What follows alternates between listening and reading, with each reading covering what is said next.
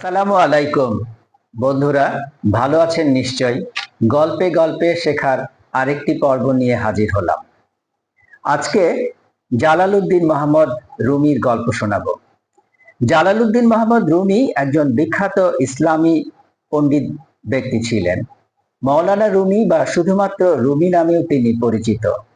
তার বিভিন্ন গল্প বা বাণী ছড়িয়ে আছে সারা পৃথিবীতে। দক্ষিণ এশিয়ার মুসলমানরা বিগত 7 দশক ধরে বেশ ভালোভাবেই তার আধ্যাত্মিক উত্তরাধিকারকে যথাযথভাবে সমাদৃত করে আসছেন। তার জীবনের একটি গল্প বন্ধুবর কামরুজ্জামানের কাছে শুনেছিলাম।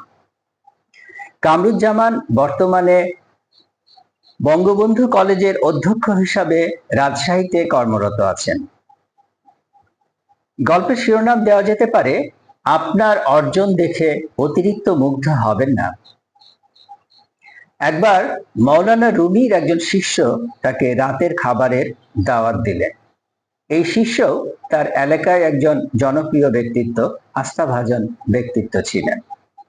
যথারীতি দাওয়াত গ্রহণ করে রুমি শিষ্যর বাসায় হাজির হলেন। রাতের খাবারের মেনু শুনলেন, তারপরে বললেন, রাতের খাবারের পরে আমার তো এক বোতল মদ লাগবে।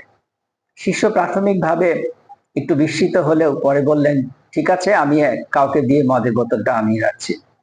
রুমি বললেন, সেটা হবে না, তোমাকেই যে মদের বোতলটা আনতে হবে। যথারীতি তিনি একটা গায়ে চাদর জড়িয়ে ধরে মদের বোতল সংগ্রহ করতে চলে গেলেন। মদের বোতল সংগ্রহ করার সময় তার বিরোধী পক্ষের একজন লোক তাকে দেখে ফেলল। সে শিষ্যর পিছু নিল, তার পিছনে হাঁটতে থাকলো। শিষ্য যখন মদের বোতল নিয়ে প্রায় বাড়ির কাছে চলে এসেছেন, এ সময় সহসাই সেই লোকটি গিয়ে শিষ্যকে জাপটে ধরে চিৎকার করে বলতে থাকলো, এলাকাবাসী, তোমরা দেখে যাও, মদের বোতল সহ আমি তাকে ধরেছি। তোমরা যাকে এত বিশ্বাস করো, গুরু মানো, সে এখন মদের বোতল নিয়ে মাতাল হবে। চিৎকার চেঁচামেচিতে অনেক লোক জমে গেল। শিষ্যর কয়েকজন ভক্তও আসলো। খুবই খারাপ অবস্থা, সবাই দুয়ো দুয়ো দিচ্ছে, দেখতে চাচ্ছে বোতলটা। এরকম একটা অবস্থায় মৌলানা রুমি বাসা থেকে নেমে নিচে আসলেন। তিনি উত্তেজিত জনতাকে থামালেন, তাদের কাছে সবকিছু শোনার পরে বললেন, আমরা দেখি এই বোতলটাতে কি আছে।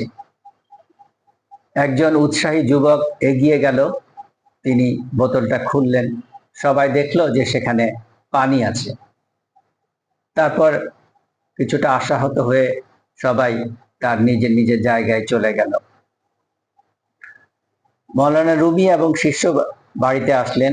শিষ্য রুমিকে বললেন, হুজুর, আমি কি এমন কাজ করেছি যার জন্য আজকে এই ধরনের ঘটনা ঘটাতে হলো। গল্পের সমাপ্তি এখানে। শিক্ষণীয়, আপনার একটা ভুল কাজের জন্য পিছনের সমস্ত অর্জন নষ্ট হয়ে যেতে পারে, তাই সবসময় সতর্ক থাকুন। আরেকটা কথা, কোনো অর্জন দেখেই অতিরিক্ত মুগ্ধ হবেন না, এটা খুবই ক্ষণস্থায়ী। ধন্যবাদ সবাইকে।